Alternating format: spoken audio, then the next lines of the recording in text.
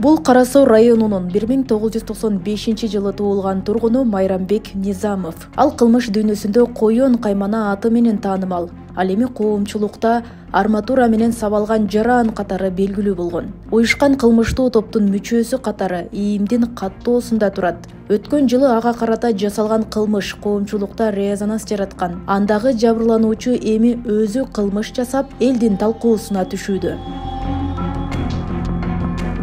Майрамбек Низамов 2015-жылдан бери 4 жолу соттолгон. 2023-жылдын ичинде эле башка кылмыштарга шектүү катары бир нече ирет кармалып, соттун чечими менен үй камагына чыгып кетет. Үй камагында жүрүп кылмыш жасап милицияга түшкөн Низамов кайра эле үй камагына чыкты. Кылмышкерди калкалаган соттун бул чечими коомчулукта сын пикирлерди жаратты. Соттуу отурумда жактоочу Жакепова айыпталуучу тергөө органынан эч жакка качпастыгын, анын өздүгүн жана жашаган жери аныкталгандыгын, жана соттун чакырууларына өз убагында келип турууга милдеттендирилгендигин, узулган айыбы анча оор эмес кылмыштардын түркүмүнө киргенин, жабырлануучу менен элдешип жарашуу келишими түзүлүп, тосмо арыз берилгендигин, бул кылмыш иш кыскартуулукка жатарын, карамагында жашы жете элек бир кызы бар экендигин эске алуу менен анын жактоосундагы айыпталуучуга карата бөгөт коюу чарасы катары үй камагы түрүн колдонуп берүүнү суранган. Тергөөчүлөр камакта калтыруу өтүнүчүн келтиргени менен жабырлануучу тарап тосмо арыз жазып бергени шектүүнү үй камагына чыгарууга себеп болууда. Буга чейинки соттолууларда дагы тосмо арыз жазылган. Мында уюшкан кылмыштуу топтун мүчөсү болгондуктан жабырлануучуларды коркутууга алышы мүмкүн деген күмөн дагы бар. Бунун баш коргоо чарасы каралды, азыр эркиндикке чыкты үй камагына. Бирок жаза чектелек. Бир нече ирет үй камагына чыккандыгына карабастан, Ош шаардык ички иштер башкарманын кызматкерлери бул жигиттин жүрүм турумуна тыгыз көз салабыз.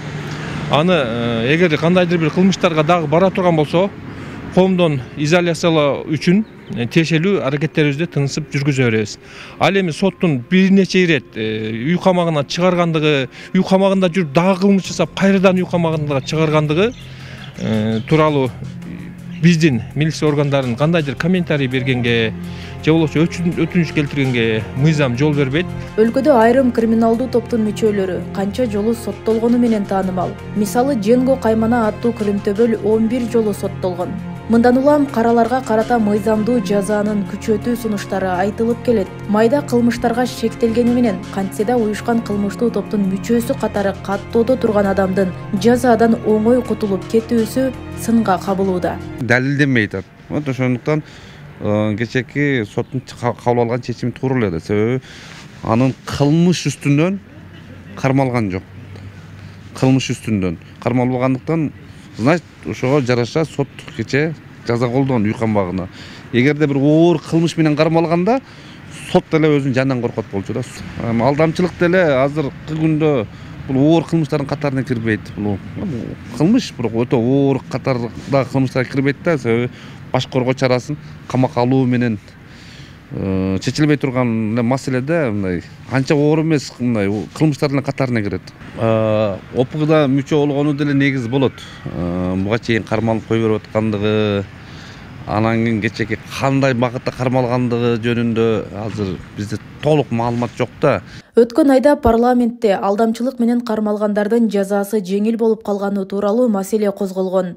Бул кылмышты жасагандардан эскирүү мөөнөтүн алып салуу сунушталган. Ошондой эле Ички иштер министрлиги уюшкан кылмыштуу топтордун мүчөлөрүнө карата жоопкерчиликти күчөткөн жаңы мыйзам сунуштаган. Аталган мыйзам долбоорлору учурда коомдук талкууда турат. Роза Акматжан кызы, Адилбек Абдакимов, Ош ТВ.